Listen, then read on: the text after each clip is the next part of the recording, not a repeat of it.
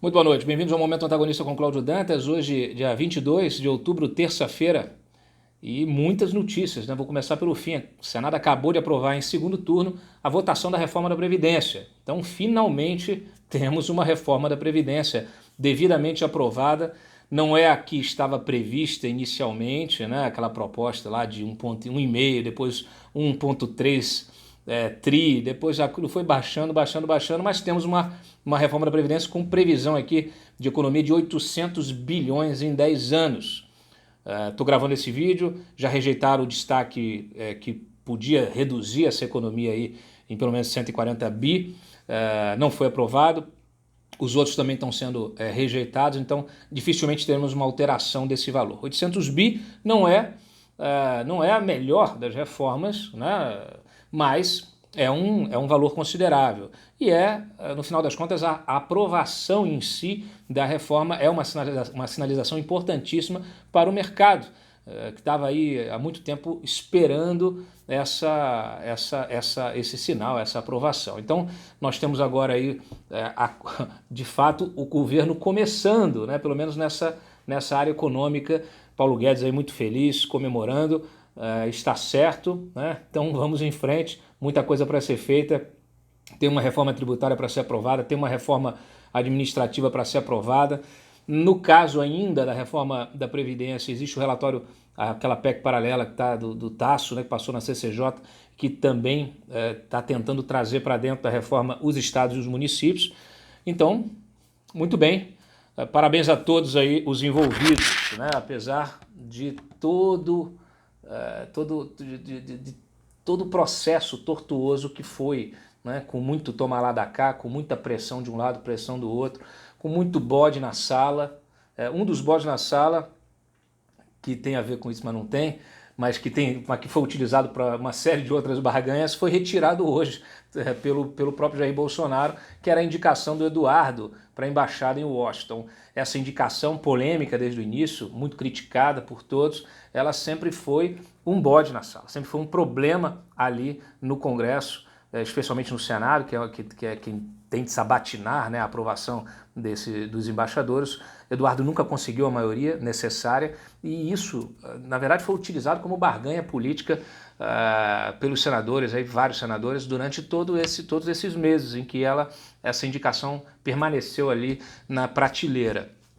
Hoje, o Bolsonaro, mais cedo lá no Japão, deu uma entrevista, já mais ou menos tirando essa questão da indicação, em função justamente dessa dificuldade toda. E aí, o Eduardo, provavelmente essa liderança que ele assumiu do PSL, né, o cargo de líder do PSL, que era uma coisa temporária aí até dezembro, permanecerá, né, como definitiva. Então, provavelmente ele permanecerá no cargo de líder desde que o PSL chegue a um acordo, né? Hoje ele fez a nomeação dos seus vice-líderes, enfim, toda essa discussão que a gente vem acompanhando, vem falando. Ontem, inclusive, critiquei muito essa coisa. Eu não critiquei, gente, muita gente ficou aí chateada comigo. Eu não critiquei o papel dos filhos na defesa do governo, na defesa do pai. Filho, pai, isso é uma questão familiar. Pai tem que defender filho, filho tem que defender pai. Mas o que eu tratei foi da questão do papel institucional, que não pode ser confundido. Então, assim, os filhos têm todo o direito de defender o governo, como todos os seguidores, os eleitores do Bolsonaro têm todo o direito de defender o governo. Os filhos têm todo o direito de defender o pai. Mas o que tem acontecido e que tem causado ruído é justamente, muitas vezes, os filhos se assenhoram do mandato do pai. Eles acham que são o pai, acham que estão falando em nome do pai. E isso provoca um problema. Por quê? Porque na relação política ali, o Eduardo, por exemplo, como deputado, ele não pode achar que está falando em nome do pai, a menos que ele esteja passando um recado para a bancada, enfim, para dentro do Congresso, como um enviado ali, um emissário do pai, alguém que tem interlocução, mas como um facilitador, não como alguém que quer impor a sua vontade. Por quê? Porque os outros deputados olham ele como um colega, não olham ele como o presidente da República, porque ele não é.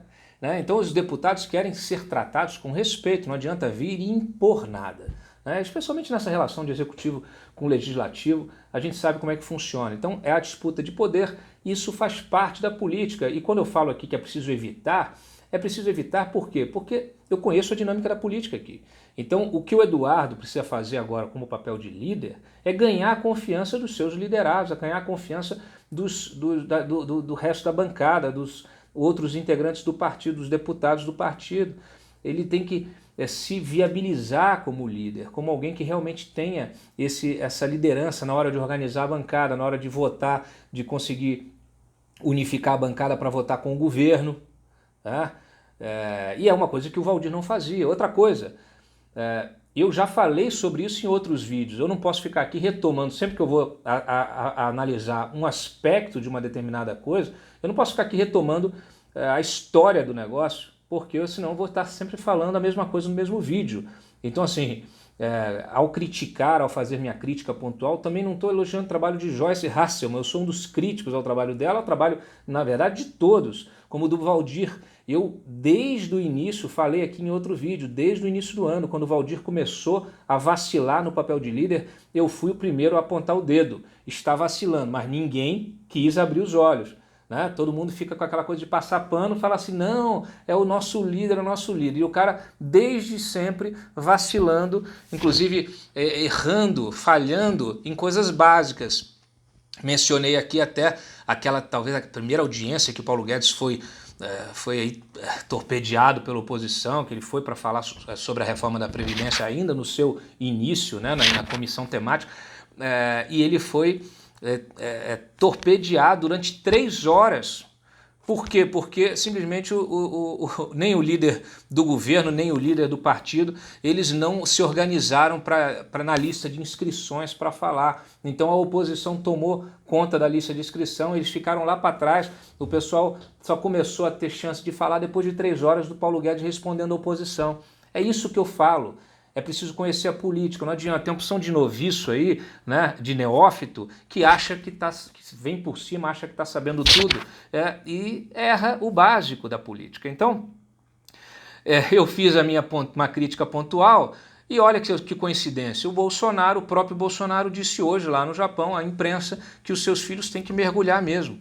Tem que parar com esse negócio de criar problema para ele, né? De ficar atacando gente do PSL, criando mais problema ainda, levantando. E ele fala, eu mesmo tenho segurado, não ataco, porque a gente está do mesmo lado. Então é disso que se trata. E olha só, estou aqui fazendo uma crítica independente e de repente no dia seguinte o próprio presidente da República vai na mesma linha. Né? Então eu acho que agora os seus seguidores vão ter de pensar um pouquinho, parar e pensar um pouquinho sobre a conduta, sobre o que estão fazendo, né? E sobre a forma de encarar as críticas construtivas. Desde sempre, eu falo aqui, as minhas críticas são para construir um país melhor. Né? A gente destruiu um sistema apodrecido, ajudou a destruir um sistema apodrecido comandado pelo PT, MDB e afins, e a gente precisa construir uma coisa nova. Mas não dá para fechar os olhos para o que está errado, tá certo? Então, fica aí essa lição, né? Nada melhor do que os fatos. E dentro dessa lógica aí, vamos em frente. Temos aí então uma boa notícia, que é a reforma da Previdência.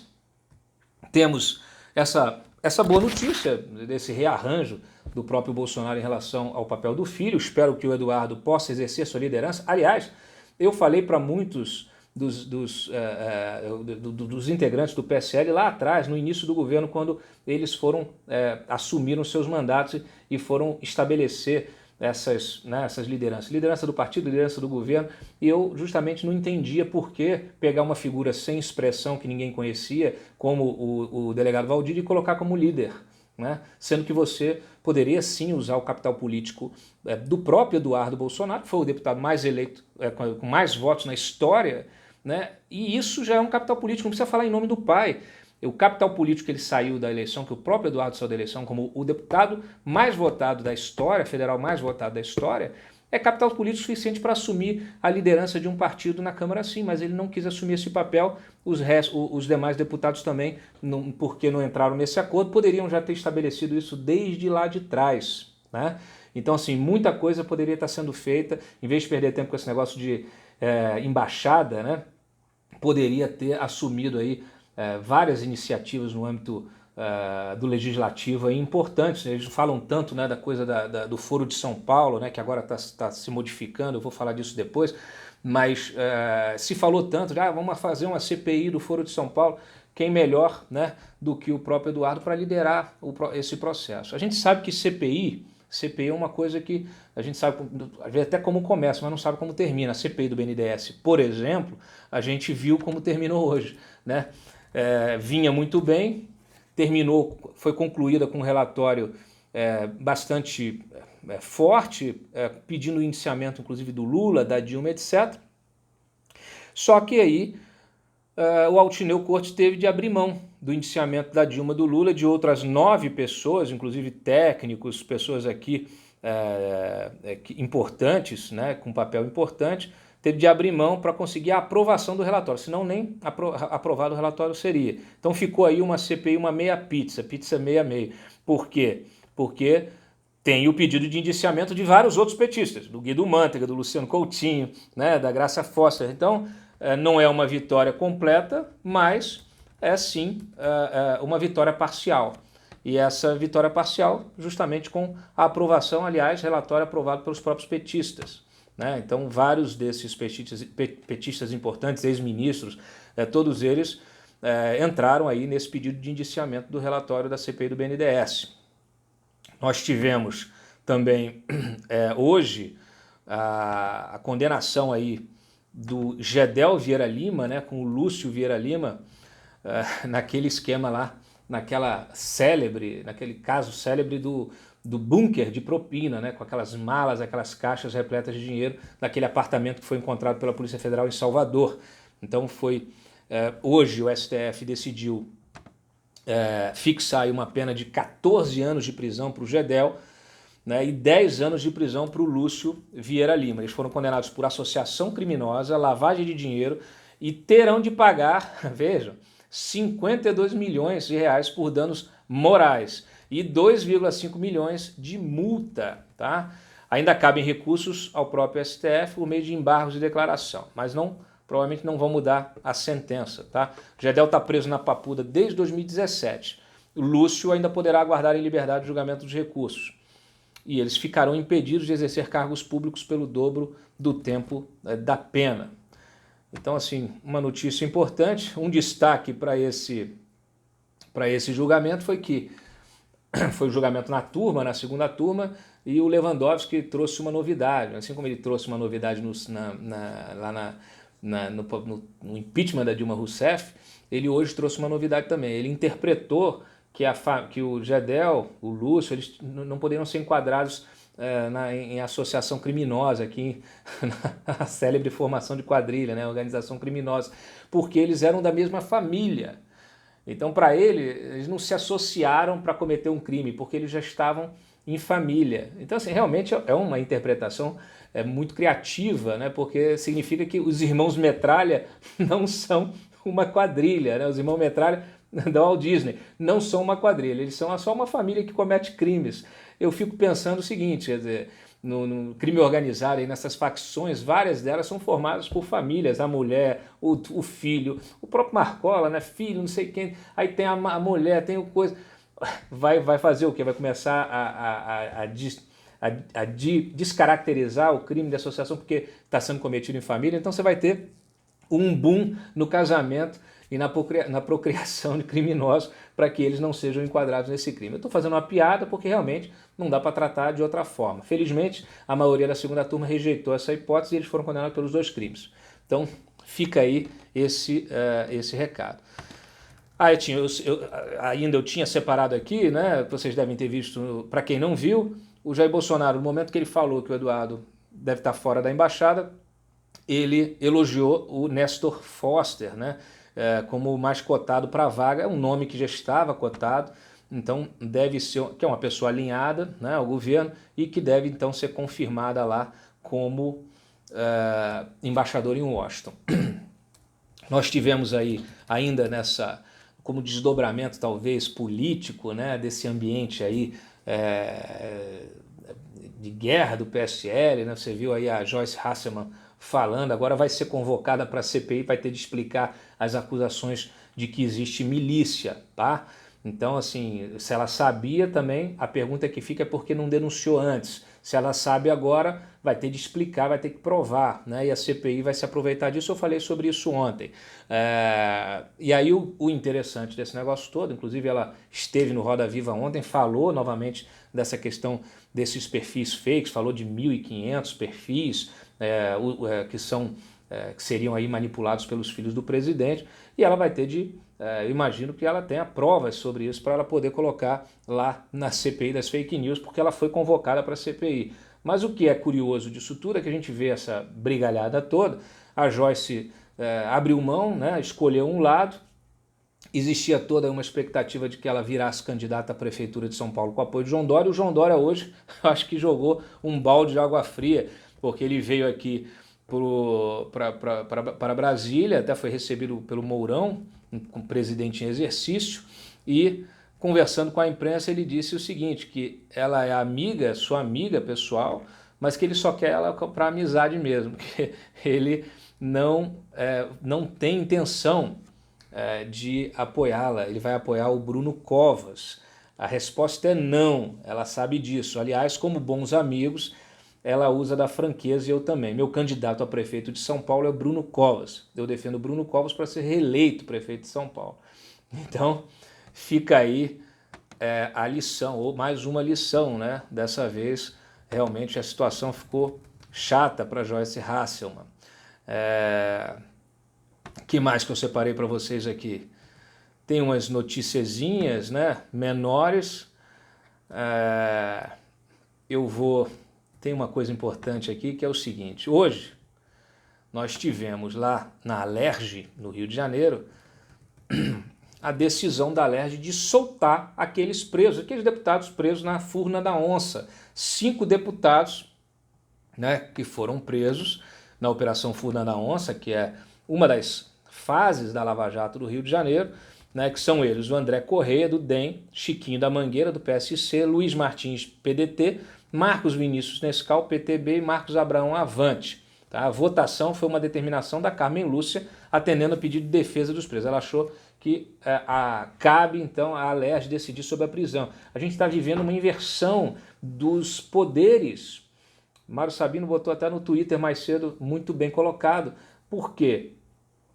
O STF legisla e o Legislativo, aqui como no caso da Alerj, prende e solta. Então, realmente, a gente está tendo uma inversão. O país está de cabeça para baixo. Como disse a Bloomberg, né? Estava lá, a Bloomberg fez uma matéria forte ontem, falando que o STF está fora de controle, justamente como uma crítica a esse julgamento da segunda instância, que vai ser retomado amanhã. O Alexandre Moraes disse que vai resolver isso amanhã, que amanhã já sai a decisão final, e não é uma crítica, então, de poucos, né? Uma crítica de muitos e também de quem está fora. O país está sendo acompanhado de fora, né? As pessoas estão vendo, então a Bloomberg, uma agência importante de notícias, fazendo aí também sem entender essa posição do STF, né, em relação a esse princípio básico, essa pedra angular que é a prisão em segunda instância. Eles não conseguem, o gringo, gente, não consegue entender o que o STF está fazendo, especialmente essas mudanças de jurisprudência, essas mudanças constantes de jurisprudência. Então isso é muito bem observado aí pela Bloomberg nessa matéria, que eu recomendo a leitura, nós inclusive reproduzimos ela no site. Bom, então os deputados lá da Alerj resolveram libertar, né, os 5 deputados, e lá nas galerias tinham funcionários, né, pessoal lá, os curiosos, etc. O pessoal começou a comemorar como se fosse um jogo de futebol. Há pessoas chorando, ao menos 2 usam crachá da casa. Quer dizer, aí não tem como dar certo, né? Se o pessoal lá, olha, o pessoal comemorando. Cara, sinceramente, é um negócio assim que dá, assim, olha, coitado do meu Rio de Janeiro, né? Tá tendo o que merece. Bom, dentro dessa votação, nós destacamos que a bancada do PSL rachou também. 4 deputados votaram para salvar, né, para soltar esses deputados, e 7 da bancada de 11, 7 votaram para não soltar. né? Então você tem, ao mesmo tempo que você tem um camarada como o Gil Viana, né? Entre os 4 que votaram pela soltura dos seus colegas, o Gil Viana, que tem o apoio do Flávio Bolsonaro para concorrer à prefeitura de Campos em 2020. Do outro lado, você tem entre os 7 que votaram para manter eles presos, o Rodrigo Amorim, que também tem o apoio do Flávio para pré-candidato a prefeito do Rio de Janeiro. Então, mais uma vez, aí, esse racha do PSL também se confirmando, né, numa situação aí como essa no estado, lá no Rio de Janeiro.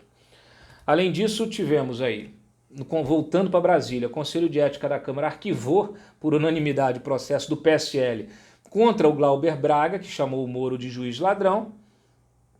Arquivou, simplesmente arquivou. E aí o Glauber Braga foi, de sacanagem, foi para as redes sociais dizer que tinha sido absolvido e voltou a chamar o Moro de juiz ladrão. Então, olha, realmente é um grande exemplo que a gente dá pelo Conselho de Ética, né? Imagina outra coisa. Bom, só 2 ressalvas aqui. A OAB pediu ao Gilmar Mendes a anulação da fase Pentite da Lava Jato, que é aquela que fez busca e apreensão em endereço do José Roberto Batoca, advogado, né? Que foi alvo então dessa operação Pentite, 64ª fase da Operação Lava Jato. Ele é suspeito de obstrução de justiça. Ele advogou para o Lula e para o Antônio Palocci. E a OAB, então, pede aí a anulação, né? Diz que a investigação deveria tramitar na Justiça Federal, etc. e tal. E assim, o que o Palocci conta, né? Que isso é delação, isso é fruto da delação do Palocci. Palocci conta que esse advogado ele guardava recursos aí das propinas para o Lula no seu próprio escritório. Então isso é o Palocci que fala. Agora, realmente anular a operação por coisa pouca não é o correto, né? Infelizmente a gente está aí diante de algumas decisões bastante desanimadoras, né, por parte do judiciário nesse âmbito da Lava Jato. Finalizo aqui com um resultado de um consórcio, de um leilão, o leilão da Lotex, né, da loteria da Raspadinha, chamada Raspadinha. Por que eu estou falando disso? Por que você está falando disso, Cláudio? É uma curiosidade só. Quem ganhou o leilão hoje foram as multinacionais IGT e Scientific Games, né? Scientific Games, que fizeram um consórcio Estrela Instantânea, que venceu então o leilão. Foi o único concorrente, não tinha como perder. Vai pagar 818 milhões para explorar por 15 anos o serviço então de loteria instantânea, a Raspadinha.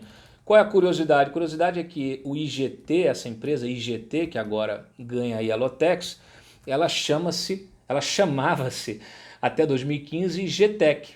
Para quem não lembra, a GTEC foi pivô do primeiro escândalo de corrupção do governo Lula envolvendo o Valdomiro Diniz e o Carlinhos Cachoeira, né? Quem não lembra, joga no Google aí, porque é um caso realmente que, enfim, acabou dando origem à CPI e tudo mais, né, que veio depois, mas foi o primeiro escândalo de corrupção do governo Lula, e envolvendo exatamente a GTEC, que agora volta para assumir as raspadinhas, a loteria aí, com outro nome, com a parceria aí de dessa empresa americana. É isso aí, minha gente. Eu agradeço sempre a audiência de vocês, a paciência.